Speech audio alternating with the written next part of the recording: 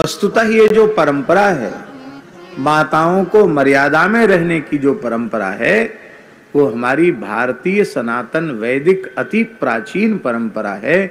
इसके बारे में इस तरह की बातें कि मुगल काल में आ गई, उसके पहले नहीं थी, ये नहीं। हमारे यहाँ कहा गया है असूर्यम पस्याहा दाराहा, हमारे प्राचीन ग्रंथों में प्रयोग असूर्यम पस्याहा।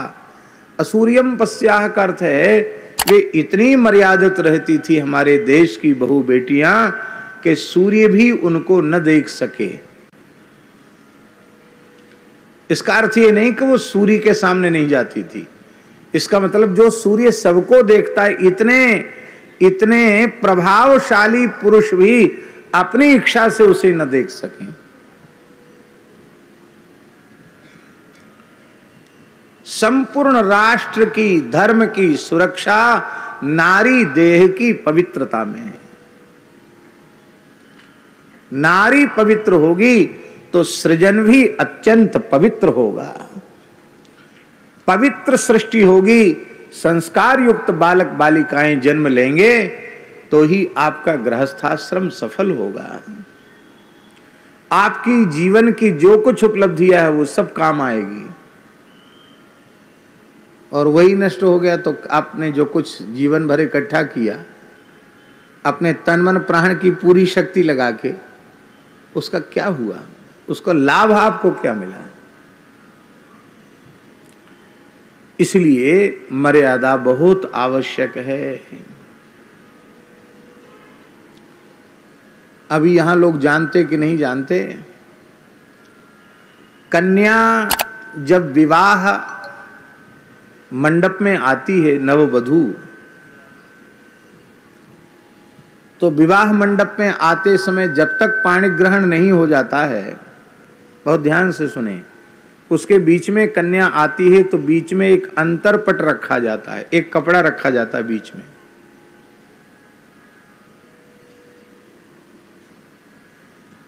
पाणी ग्रहण होने के बाद फिर उसको अग्नि की परिक्रमा आदि होती है।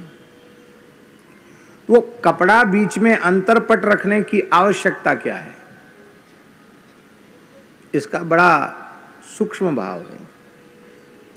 हमारे शास्त्र कहते हैं कि धर्मनिष्ठ सदाचारी पुरुष के सामने स्त्री उपस्थित हो, स्त्री शरीर उपस्थित हो, यदि बहुत छोटी आयु की हो तो उसे अपनी पुत्री के जैसा, पुत्री के भाव से देखे, और अपनी समान आयु या बड़ी आयु को हो तो उसको भगिनी भाव से, बहन के भाव से देखे, और अधिक आयु की हो तो उसको मातृभाव से देखे।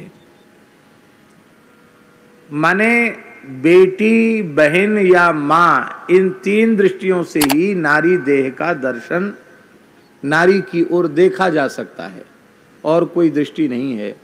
अब वर को प्रथम दर्शन करना है तो दर्शन पत्नी भाव से करेगा, वो बिना पाणी ग्रहण के पत्नी भाव से वो दर्शन कैसे करेगा? क्योंकि पहली बार दृष्टि पड़ने से ये तो वो बहन हो गई या मां हो गई, आपकी जो भी भावना, फिर पाणी ग्रहण कैसे होगा? इसलिए विवाह के पूर्व वर कन्या के मिलन की परंपरा प्राचीन नहीं है, शास्त्र विहित नहीं है। तब आप कहेंगे राम जी और जानकी जी का पुष्प वाटिका में मिलन कैसे हो गया?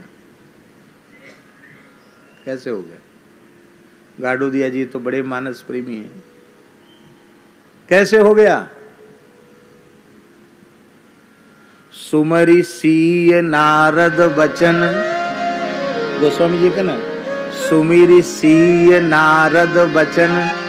नारद जी जब जनक जी के यहाँ आए हैं और छोटी सी बालिका किशोरी जी की हथेली अपने करकंज में रखकर किशोरी जी की हस्तरेखा देखी है तो कहा है, हे विदेहराज जनक जी, आपकी कन्या बड़ी भाग्यशालिनी है, इसे अपने विवाह के पूर्व ही अपने होने वाले पति का दर्शन इसी जनकपुर में जब ये गौरी पूजन के लिए जाएगी, पुष्प वाटिका में जाएगी, इसे अपने पति का प्रथम दर्शन विवाह के पूर्व ही हो जाएगा।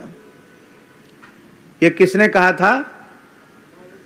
नारद जी ने, इसलिए सुमिर सिय नारद बचन।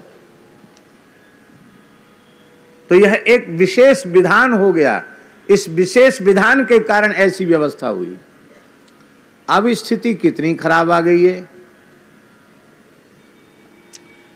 गुजरात की ही बात है, गुजराती भाई बुरा नहीं मानेंगे।